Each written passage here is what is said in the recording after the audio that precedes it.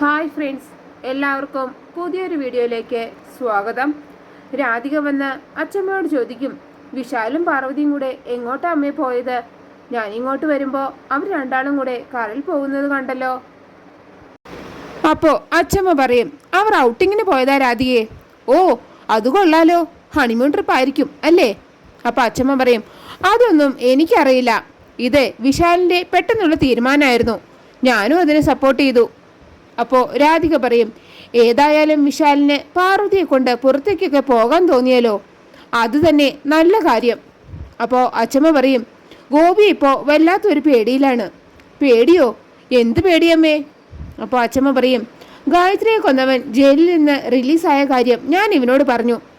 അതിനുശേഷം ആ ശേഖര മേനോൻ പക തീർക്കാൻ വരുമോ എന്ന പേടി ഇവനുണ്ട്.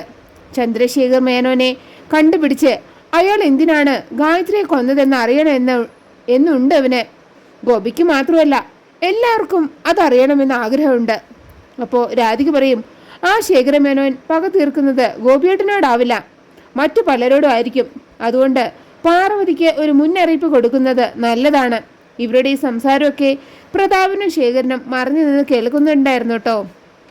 അതേസമയം വിശാലിനെയും പാർവതിയെയും ഫോളോ ചെയ്ത് ആ സ്ഥലത്തേക്ക് ജാസ്മിനും എത്തുകയാണ്. കയ്യിലൊരു വലിയ തോക്കുണ്ട് കേട്ടോ. എന്നിട്ട് വിശാൽ പാർവതിയോട് ചോദിക്കും, ഈ സ്ഥലം ഇഷ്ടമായ പാർവതി നിനക്ക്?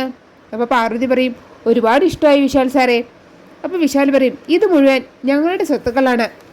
ഏതാണ്ട് 40 ഏക്കറിൽ കൂടുതൽ വരും. ഇവിടെ ഇപ്പോൾ ആരുമില്ല. ഇവിടെ ഒരു റിസോർട്ട് ആക്കണം എന്നാണ് എൻ്റെ ആഗ്രഹം. അപ്പോൾ പാർവതി പറയും, വളരെ നല്ലത്. ഈ കാടിൻ്റെ ഭംഗി ആസ്വദിക്കാൻ വരുന്നവർക്ക് ഇവിടെ തന്നെ താമസിക്കാമല്ലോ. കൂടെ നല്ല രുചികരമായ ഭക്ഷണവും കൊടുക്കണം. അപ്പോഴേക്കും വിശാലിന് ഓഫീസിൽ നിന്ന് ഒരു കോള് വരികയാണ് കേട്ടോ. റേഞ്ച് കുറവായതുകൊണ്ട് കോള് കട്ടാവുകയാണ്. എമർജൻസി കോൾ ആയതുകൊണ്ട് ഞാൻ റേഞ്ചുള്ള സ്ഥലത്തേക്ക് പോയിട്ട് ഒന്ന് കോൾ ചെയ്തിട്ട് വരാമെന്ന് പറഞ്ഞ് പാർവതി അവിടെ നിർത്തിയിട്ട് വിശാലെ ഫോൺ വിളിക്കാൻ പോവുകയാണ് കേട്ടോ.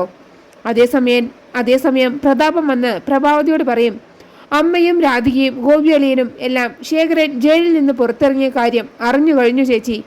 ശേഖരൻ എവിടെയുണ്ടെങ്കിലും അയാളെ കണ്ടുപിടിച്ച് അയാൾ ഗായത്രി ദേവിയെ കൊന്നതിൻ്റെ കാരണം കണ്ടുപിടിക്കണമെന്ന് അവർ തീരുമാനിച്ചിരിക്കുകയാണ്. അവർ ശേഖരനെ അന്വേഷിക്കുന്നത് നമുക്ക് ആപത്താണ്. ആ ശേഖരൻ ഇവരുടെ മുന്നിലെങ്ങാനും ചെന്ന് പെട്ടാൽ ചേച്ചി അയാളുടെ ഭാര്യയായിരുന്നു എന്ന് അയാൾ എല്ലാവരോടും വിളിച്ചു പറയും. അതോടെ എല്ലാം തകരും. അവർ ശേഖരനെ കണ്ടുപിടിക്കും മുമ്പ് നമുക്ക് അയാളെ കണ്ടുപിടിക്കണം. പക്ഷേ ഒരു പ്രശ്നമുണ്ട് ചേച്ചി. അപ്പോൾ പ്രഭാതി ചോദിക്കും, എന്ത് പ്രശ്നമാണ് പ്രതാപ? അപ്പോൾ പ്രതാപം പറയും, അയാളിപ്പോൾ 16 വർഷങ്ങൾക്ക് ശേഷമല്ലേ ജയിലിൽ നിന്ന് പുറത്തിറങ്ങുന്നത്. 16 വർഷം ഒരു നീണ്ട കാലയളവാണ്. ഇത്രയും വർഷങ്ങൾക്കുള്ളിൽ ശേഖരനടിയന് ഒത്തിരി മാറ്റങ്ങൾ വന്നു കാണും. ചിലപ്പോൾ ഒറ്റ നോട്ടത്തിൽ കണ്ടാൽ തിരിച്ചറിഞ്ഞു എന്ന് വരില്ല.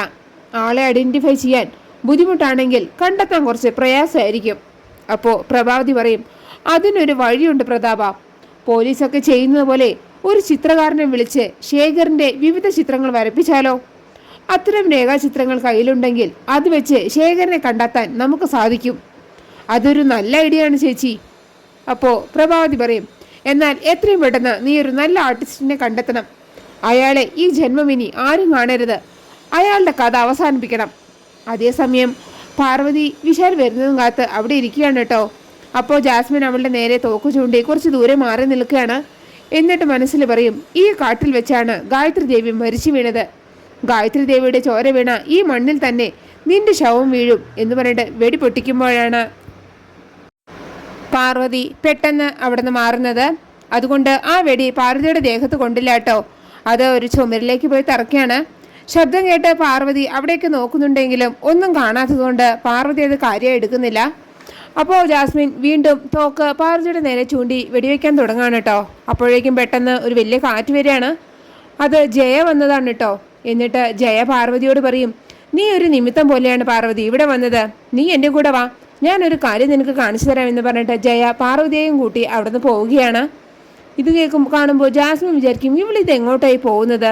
അവളെ ഫോളോ ചെയ്യണം, എന്ത് റിസ്ക് എടുത്തിട്ടാണെങ്കിലും അവളെ ഇന്ന് തീർക്കണം എന്ന് പറഞ്ഞിട്ട് പാർവതി അറിയാതെ ജാസ്മിൻ അവളെ ഫോളോ ചെയ്യുകയാണ് കേട്ടോ. അതേസമയം പ്രതാപനോട് ചോദിക്കും, ആ ശേഖരൻ്റെ രേഖാചിത്രം വരയ്ക്കാനുള്ള ആർട്ടിസ്റ്റിനെ കിട്ടിയ പ്രതാപ?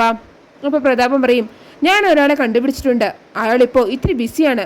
ഫ്രീ ആകുമ്പോൾ ഇങ്ങോട്ട് വരാൻ പറഞ്ഞിട്ടുണ്ട്. ഇത് കേൾക്കുമ്പോൾ പ്രഭാവതി പറയും, ഇങ്ങോട്ട് വിളിപ്പിച്ചാൽ ഇവിടെയുള്ളവർക്ക് സംശയം തോന്നില്ലേ? ആ ചേച്ചി പറഞ്ഞത് ശരിയാണ്, എന്നാലേ നമുക്ക് മീറ്റിംഗ് വേറെ എവിടെയെങ്കിലും അറേഞ്ച് ചെയ്യാം. അപ്പോൾ പ്രഭാവതി ചോദിക്കും, ശേഖരൻ്റെ ഫീച്ചേഴ്സൊക്കെ പറഞ്ഞു കൊടുത്താലേ അയാളത് ശരിക്കും വരയ്ക്കുമല്ലോ അല്ലേ?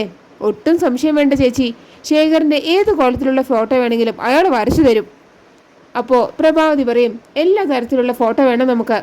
അത് വെച്ച് വേണം ജയിലിൽ നിന്ന് ഇറങ്ങിയ ശേഖരനെ കണ്ടുപിടിക്കാൻ. അതുകൊണ്ട് കുറച്ചധികം ചിത്രങ്ങൾ വരയ്ക്കേണ്ടി വരും. ചിലപ്പോൾ ആളെ തിരിച്ചറിയാതിരിക്കാൻ വേണ്ടി കൃത്രിമമായ വിഗും താടിയും ഒക്കെ ഉപയോഗിച്ചെന്ന് വരും.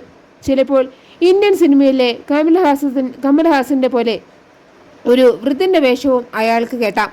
അതെല്ലാം വരച്ചെടുപ്പിക്കണം. അതൊക്കെ ഞാൻ ഏറ്റു ചേച്ചി.